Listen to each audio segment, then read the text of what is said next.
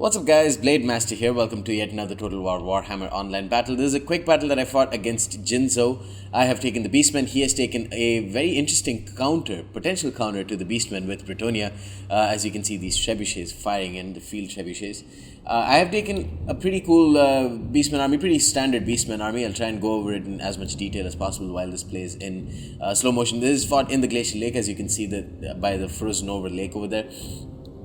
I've brought two total Minotaurs with great weapons, or Minotaurs with great weapons, who are just the absolute bomb. They're the best monsters in the game right now, bar none. So I brought two of them on the flanks. Next to them are two Centaurs with great weapons. I've got one solitary Gorbel, and I've also put in a potion of healing with the Gorbel, and besides that, only its passive frenzy ability, which is also there, and what's it called? Foe Seeker, I think it's called. I'm not sure if it's called Foe Seeker or not. But here we go anyways. Devolved cheese on a lot of these Brettonian units. Let's talk a little bit more about the Brettonian army that's about to get slaughtered by a super cheesy spell. It's 4 archers and 4 spearmen with shields, but that's not really the counter. The counter is the fact that he's brought a total of 4 paladins. 2 paladins in the main line. We can see Luon Leoncoeur here, and another paladin on his left flank, my right flank. And we can see another paladin here with, I think, a total of 2 Pegasus Knights, and there's 1 field trebuchet and 1 men-at-arms with polearms.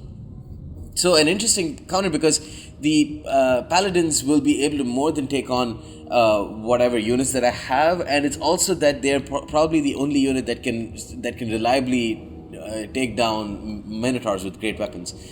He doesn't really have any other units to counter them, and I think the Paladins themselves as a unit are very good at dealing with something like Gorbels. For me, I've brought a total of 4 or 5 Ungor herd, and I've got a couple of Gore herd with shields. You can see I've got 3 total Ungor spearmen herd who are going to be following my Minotaurs, my Minotaurs and Centaurs with great weapons, and of course I've got my Gorbel there. I've got Malagar, the Dark Omen, and I've only put 2 spells on him. One spell is to get is Savage Dominion, to get the Sigurd. The other one is Devolved. He's got Unholy Power, which is the constant buff for his power reserves. And besides that, I don't know why I've put Something Wicked This Way Comes. Pretty shit spell. I don't know why I put that one in. Anyways, so yeah, pretty much optimized Malagar in my opinion. I've also got a Bray Shaman with the Beasts, Lord of Beasts. He's got a total of 4 spells. He's got, let's try and take a quick look. If we zoom in as much as possible. Yeah, this is about as zoomed in as we can get. Here we go. Oh, I also want to show that guy.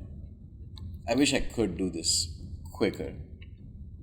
Here we go. Pan's Impenetrable Pelt, which is a very nice augment spell, gives plus 22% damage resistance, and if you overcast it, it's very, very useful on a lot of units, because any overcast spell in the Lore of Beasts at least gives an area of effect kind of situation. So that's very good for all of your mainline infantry, because the mainline infantry without any spells are pretty weak.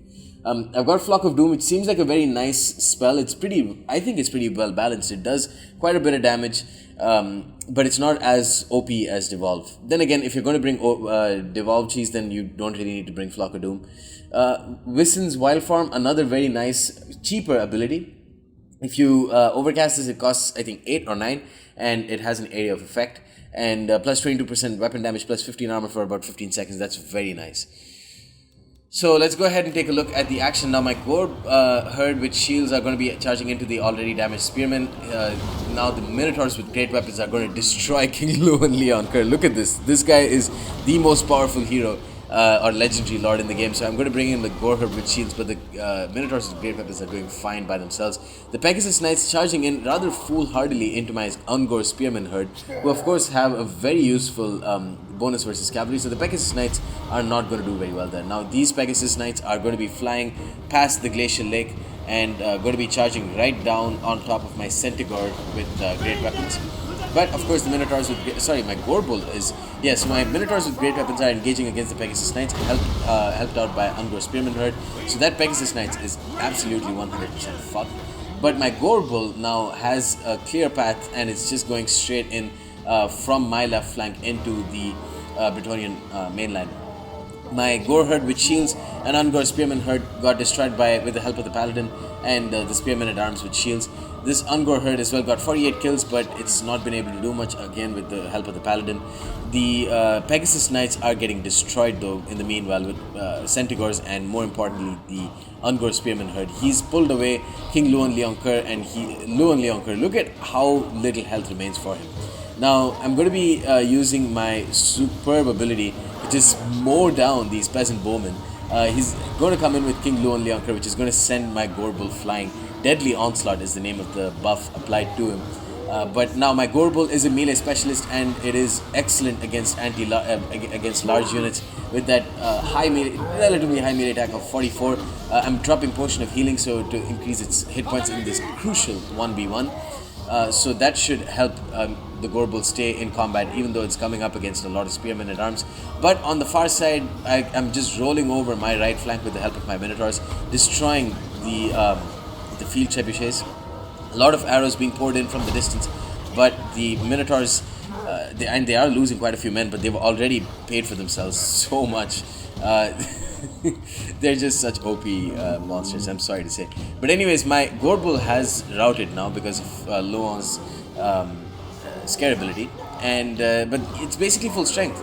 Now I'm using Malagor to rear charge some of these men-at-arms with polearms, kill off the last remnants of him after I dropped in Savage Dominion to bring in a Cygor, because I realized Cygor is going to be incredibly crucial if I wanted to win this game, because I can't let, this is literally the best way to, because I hate it when people use Luan Leoncoeur effectively and just charge in and then pull away and send him to one corner of the map to regenerate. So now using Cygor, there's no way that Luan will have peace in this map. He's slaughtering a lot of my my Goreherd with shields, but Cygor, the one-eyed, rock throwing champion, is just, he's got his only eye out for King Luan Leoncoeur, and he wants to take out Luan Leoncoeur's eye. Eye for an eye.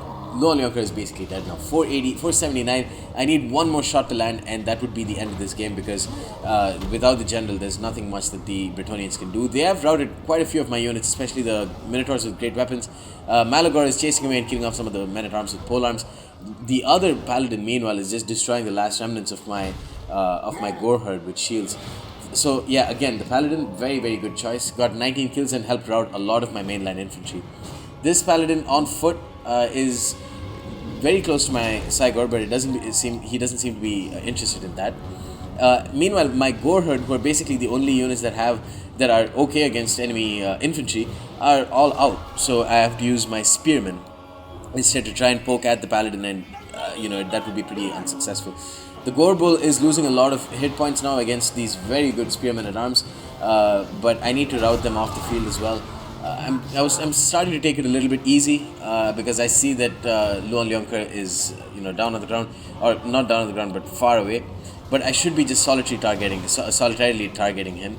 I instead focus my attention onto the Paladin with my Minotaurs and my Cygor at the same time. But that means that Luan Leoncoeur has precious moments to recuperate some lost health.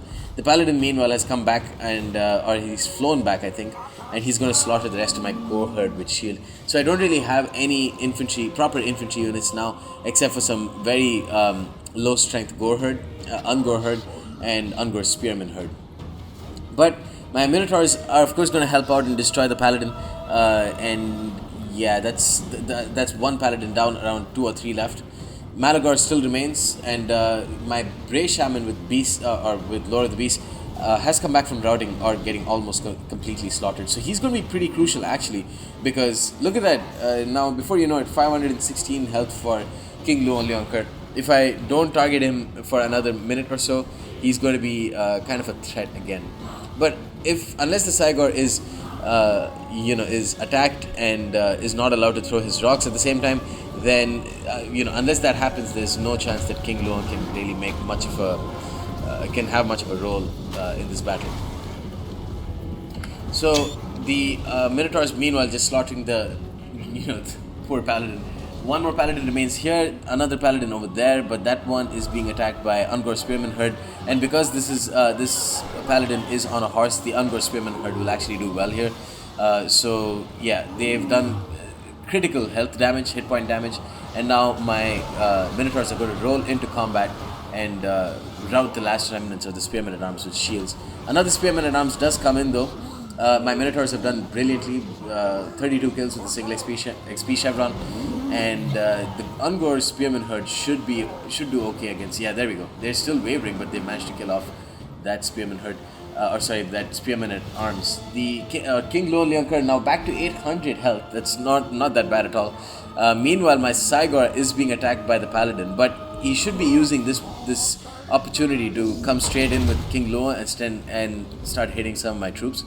But I think he probably thinks that there's not much health for Loan, so it's kind of it's too risky an engagement. But look at this Paladin now, getting stomped to the ground by my Cygor. The Paladin's basically gone. It's terrified, exhausted. It wants none of that action anymore.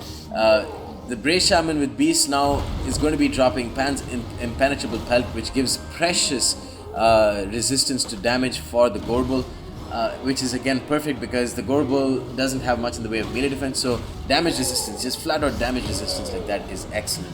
I'm also going to be dropping Wissen's Wild Form, which increases its weapon damage to something ridiculous and increases its armor to increase its staying power. And that is enough for the Paladin, especially after the rear charge from Malagor. And it's well fought to I forget his name, but to the Brettonian player. It was a very fun game, probably the best quick battle that I've played. It was very fun. Jinzo, that's his name. Pretty cheesy for him to bring 4 Paladins and 1 King Lone Leonker and 2 Pegasus Knights. But it was super cheesy on my end to use Devolve upgraded. I figured if I'm not going to be playing in the mod, I might as well succumb to full cheese. Be happy that I didn't bring an all Gorbel and Minotaur army. Anyways guys, hope you guys enjoyed this battle. Stay tuned for more. Peace.